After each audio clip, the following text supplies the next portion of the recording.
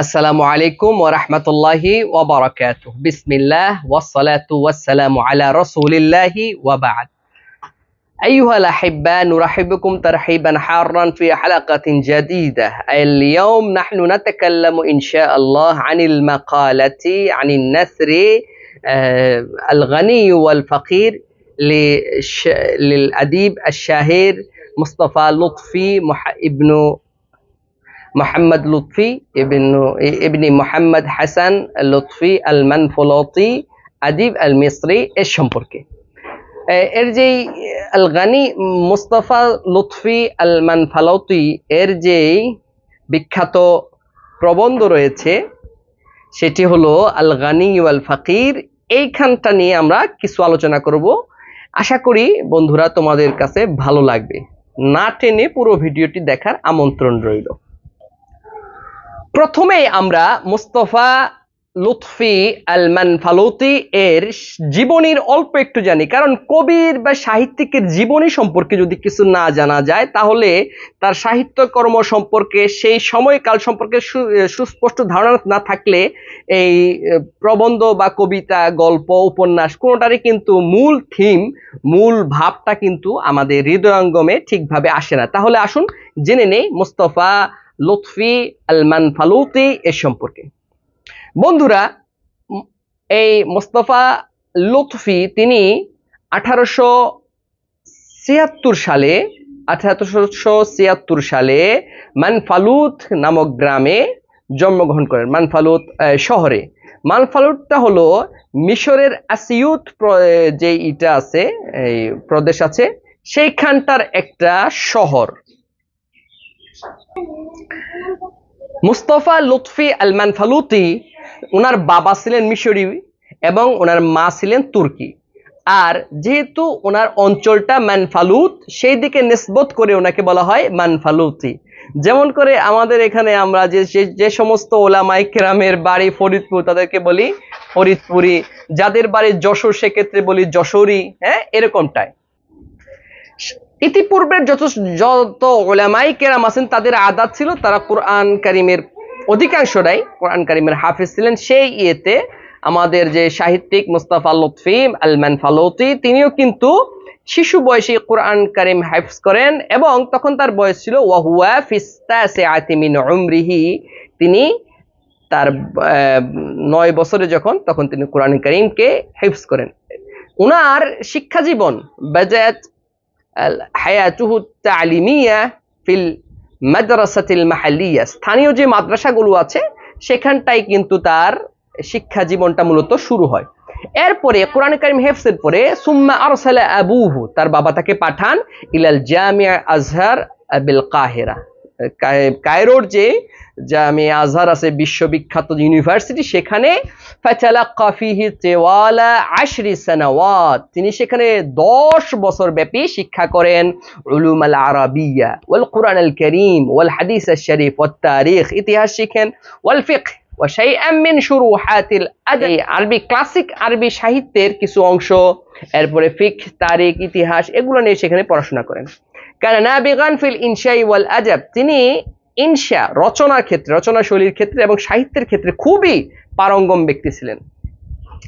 ইনফারাদা B উসলুবিন নাকিয়িন ফি মাকালাতিহি ওয়া কুতুবিহি, তিনি তার যেই বর্ণনা শৈলী, রচনা শৈলী, এই উদ্ভাবনী একটা পন্থা অবলম্বন করেন যেটা অন্যান্যরা করে নাই, কিন্তু একত্বের দিক স্থাপন করেন। এরপরে তিনি কি করেন, তার সাহিত্যকর্ম হলো قام بالكثير من الترجمة والاقتباس من بعض روايات الأدب الفرنسي الشهيرة بأسلوب أدبي فرد, অনন্য সাহিত্যিক বৈশিষ্ট্য মণ্ডিত করে ফ্রান্সে যে সাহিত্য আছে প্রসিদ্ধ সেখানের বেশ কিছু উপন্যাসকে তিনি আরবি ভাষাতে রূপান্তরিত করেন, কারণ এমন ভাবে রূপান্তর করেন, অনুবাদ করেন যেটা মৌলিকত্বের মতোই দেখা যায়। আরও তিনি বিভিন্ন রচনাবলী লেখেন, তার মধ্যে প্রসিদ্ধ হলো আন-নাজরাত ওয়াল ইবারাত, এটা একটা বই তার। আর রেওয়ায়া একটা উপন্যাস রয়েছে তার বিখ্যাত, সেটা হলো বাউল ওয়া ফেরেনজি ফারজিনি, এটা হলো তার প্রসিদ্ধ একটা উপন্যাস। আরো একটা উপন্যাস হচ্ছে তার আশ-শাইর, রেওয়ায়া আশ-শাইর, শাইর যে কবি, একটা উপন্যাস তার। এবং তার আরো একটি উপন্যাস আছে, সেটা হলো রেওয়ায়া তাহতা জিলালিজ জাইজাফুন, তাহতা জিলালিজ জাইজাফুন নামে তার একটি উপন্যাস আছে, এটাও প্রসিদ্ধ। এবং আরেকটা তার যে বিভিন্ন জায়গায় বক্তব্য দিয়েছেন, হ্যাঁ, বিভিন্ন প্রবন্ধ উপস্থাপন করেছেন, সেটার জন্য ওনার একটা এই আছে বইয়ের সংকলন বেরিয়েছে, সেটা হলো কিতাব মুহাদারাতুল মানফালুতি এবং কিতাবুত তারাহুম, এটাও কিন্তু তার একটি অনন্য বই। আমাদের এই মুস্তাফা আল মানফালুতি তিনি মৃত্যুবরণ করেন ফিস সানাতি 1924 আল মিলাদিয়া, 1924 সালে তিনি ইন্তেকাল করেন, মারা যান। বন্ধুরা, এইগুলো সংক্ষিপ্ত সারে মুস্তাফা আল মানফালুতির জীবনী। আর এর জীবনীটা কিন্তু আমাদের জন্য জানা এই কারণটাই প্রয়োজন, কারণ কবি সাহিত্যিকের জীবনী না জানা থাকলে তার সাহিত্যকর্ম সম্পর্কে কিন্তু আমাদের ওজনটা ঠিকভাবে আসে না, যে উনি কোন ধরনের কোন মানসিকতা মানুষ, এটা আমাদের জানা খুব দরকার। যাই হোক বন্ধুরা, আসুন শুরু করা যাক আল গানিয়্যু ওয়াল ফাকির থেকে। শুরুতে আমি একটু পড়ে নিই, একটু কি বলে সহজে আগে পড়ে নিই। مررت ليلة أمس برجل بائس فرأيته واضعا يده على بطنه كأنما يشكو ألما فرثيت لحاله وسألته ما باله فشكى إلي الجوع ففثأته عنه ببعض ما قدرت عليه ثم تركته وذهبت إلى زيارة صديق لي من أرباب الثراء والنعمة فأدهشني إني رأيته واضعا يده على بطنه وأنه يشكو من الألم ما يشكو ذلك البائس الفقير فسألته عما به فشكى إلي البطن فقلت يا للعجب لو أعطى ذلك الغني ذلك الفقير ما فضل عن حاجته من الطعام ما شكى واحد منهما سقما ولا ألما لقد كان جديرا به أن يتناول من الطعام ما يشبع جوعته ويطفئ غلته ولكنه كان محبا لنفسه مغاليا بها فضم إلى مائدته ما اختلسه من صحفة الفقير فعاقبه الله على قسوته بالبطنة حتى لا يهنئ للظالم ظلمه ولا يطيب عيشه وهكذا يصدق مثل القائل بطنة الغني انتقام لجوع الفقير। আসুন বন্ধুরা, আমরা এখন অনুবাদটা জেনে নিই, কারণ এই অনুবাদটা কিন্তু আমাদের জন্য খুবই খুবই গুরুত্বপূর্ণ। বিভিন্ন পরীক্ষাতে এটার অনুবাদটা আসে, বিশেষ করে শিক্ষক নিবন্ধনে, প্রভাষকদের নিবন্ধনের ক্ষেত্রে এটা অনুবাদটা খুবই খুবই গুরুত্বপূর্ণ। মারারতু আমি অতিক্রম করলাম। মারারতুটা এমন অতিক্রম করা যেটা আরেকজনের পাশ দিয়ে যায়। হ্যাঁ, মারারতুটা আল মুরুরু মাজদার থেকে, মাররা ইয়ামুরু বা নাসরা ইয়ানসুর থেকে। মারারতু মাদি, হ্যাঁ, ফাআলতু মারারতু আমি অতিক্রম করলাম লাইলাতা আমসিন, গতকাল রাতে। আমস গতকাল, লাইলা রাতে, গতকাল রাতে আমি অতিক্রম করলাম বিরাজুলিন বাইসিন, একটা নিঃস্ব ব্যক্তির পাশ দিয়ে, পাশ দিয়ে। এই মারারতুটাই কিন্তু, মারারতুটা পাশ দিয়ে যাওয়া। মারার আল মুরুরু মাজদার থেকে যতগুলা ফেল আসে এরপরে কিন্তু বা হরফে জারটা থাকতে হয়। হ্যাঁ, ওই যে আমাদের উদাহরণটা জা যাইদুন রাআইতু যাইদান মারারতু বি যাইদিন, ওই যে মারারতু এরপরে বি লাগে না, এটা আল মুরুরু মাজদারের পরে হরফে জার বা লাগে। তো মারারতু লাইলাতা আমসিন, গতকাল রাতে আমি গেলাম, বিরাজুলিন বাইসিন, একটা নিঃস্ব মানুষের, অসহায়, এরপর দুর্ভাগা মানুষের পাশ দিয়ে। বাইস দুর্ভাগা, নিঃস্ব, অভাবী।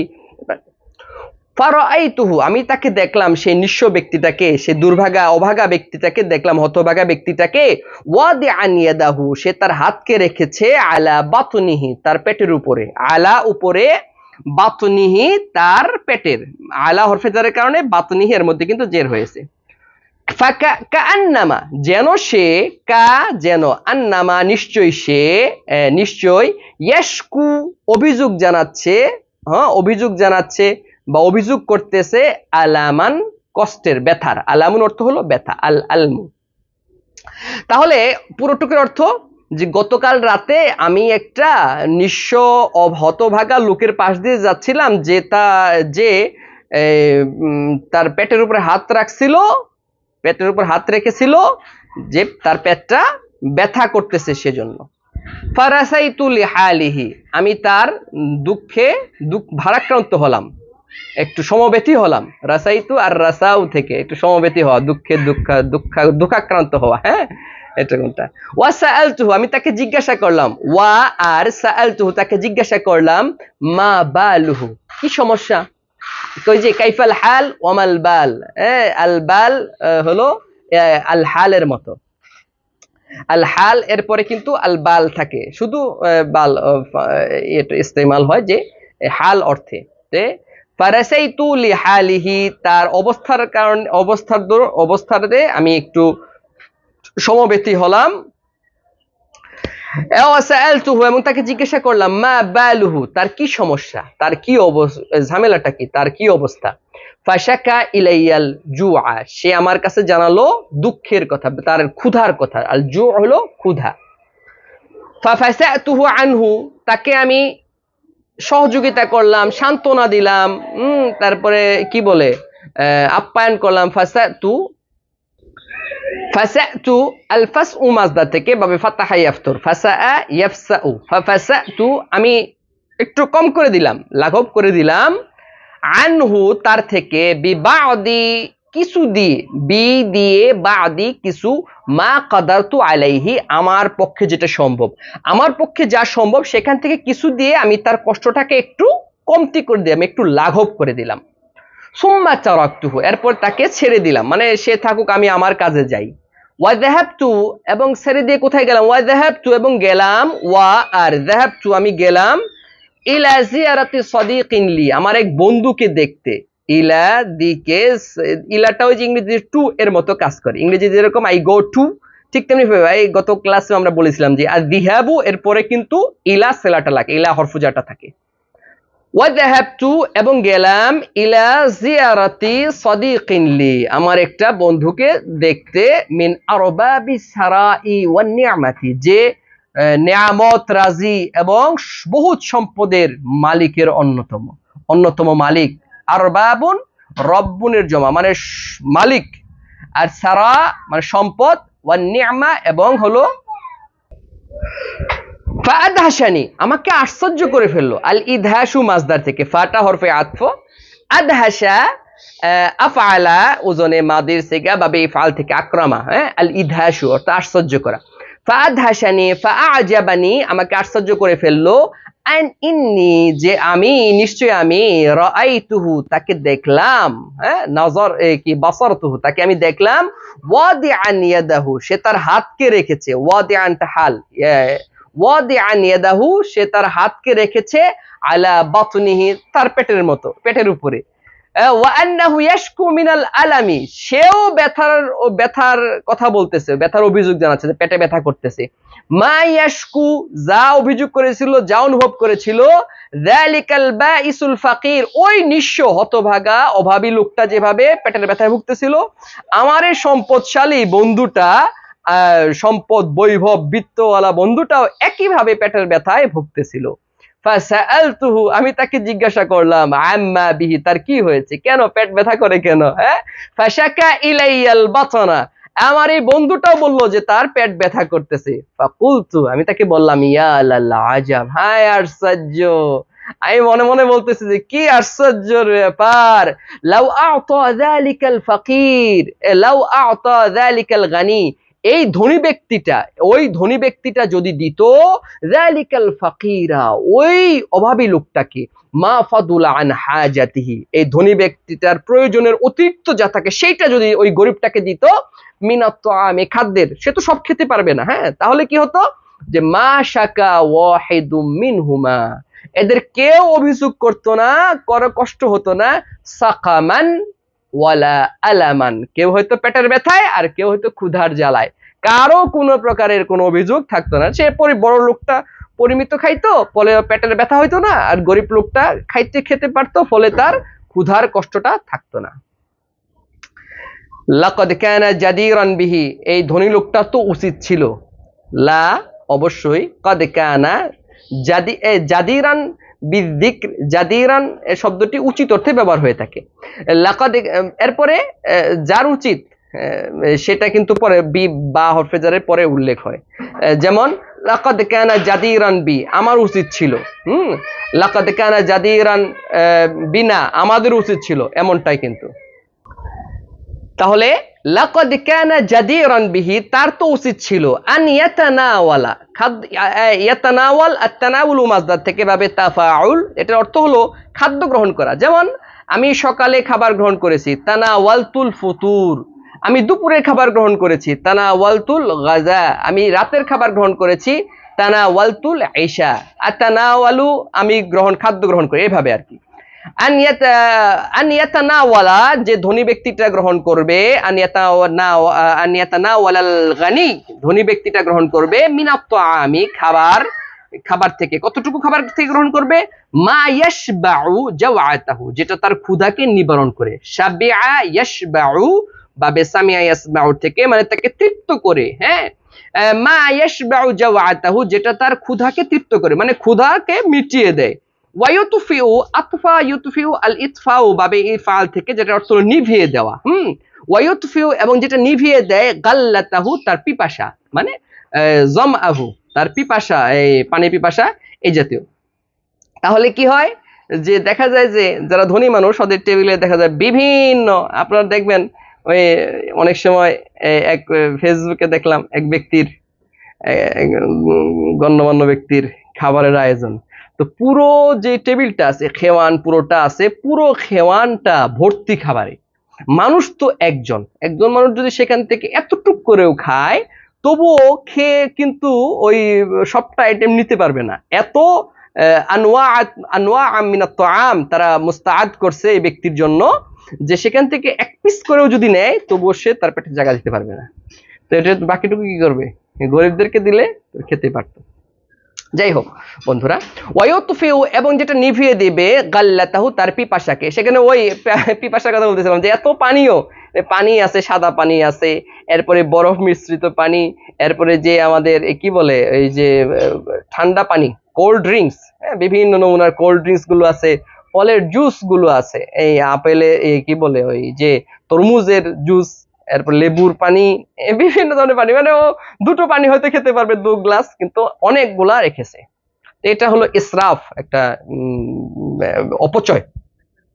ওয়ালাকিন্নাহু, কিন্তু ধনী ব্যক্তিটার কন্ডিশনটাকে দেখি, ওয়ালাকিন্নাল গানিয়া, কিন্তু এই ধনী ব্যক্তিটা কানা মুহিব্বান লিনাফসি, সে নিজেকেই বেশি ভালোবেসেছে, মুগালিয়ান বিহা, শুধু নিজেকে ভালোবাসে নাই, নিজের ব্যাপারে ভালোবাসার ব্যাপারে খুবই সীমা লঙ্ঘন করেছে, মাত্রাতিরিক্ত ভালোবেসেছে।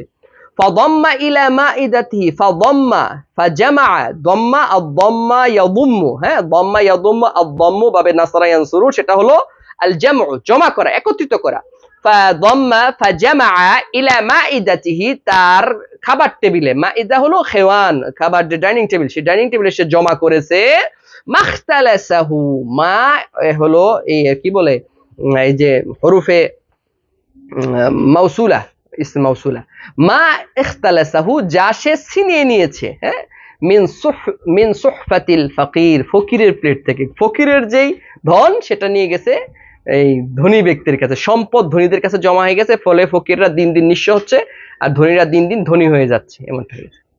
ফাআকাবাহুল্লাহু ফাআযাবাহুল্লাহু, ফা অতঃপর এই কারণটাতে, আকাবাহুল্লাহু, আকাবাল গানিয়া, আল্লাহ তাআলা এই ধনী ব্যক্তিকে শাস্তি দিয়েছেন, আলা কাসওয়াতিহি, তার এই কঠিনতার কারণে, তার কঠোরতার কারণে, ধনী মানুষটার অন্তরের পাষাণত্বের কারণে, বিল বাতনাতি, পেট ব্যথায়, হাত্তা লা ইউহান্নি আলি যালিমি যুলমু, যাতে কোনো জালেমের জুলুম, অত্যাচার যেন তাকে কোনো শান্তি না দেয়, তাকে যেন আরামে থাকতে না দেয়, অত্যাচার কিন্তু তাকে আরামে থাকতে দেয় না, আজকে হোক কালকে হোক রেজাল্ট সে পাবে, তার পাপের শাস্তি সে ভোগ করবে। ওয়ালা ইয়াতিবা আইশুহু, এবং তার জীবন ধারণটাও যেন, তার লাইফ কি লিড, হ্যাঁ, তার জীবন ধারণটা, জীবন চালানো এটাও যেন সুখকর না হয়।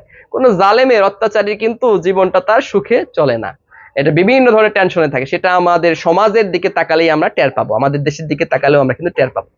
ওয়াহাকাযা, এভাবে এভাবে ইয়াসদুকু মাসালুল কাইল, ব্যক্তির প্রবাদটা সত্য হয়েছে, সত্য কথা সেটা কি, বাতনাতুল গানি, এই যে ধনীদের পেটের পীড়া, ইন্তিকামুন লিজাউইল ফাকির, ফকিরের পেট, ফকিরের ক্ষুধার প্রতিশোধ।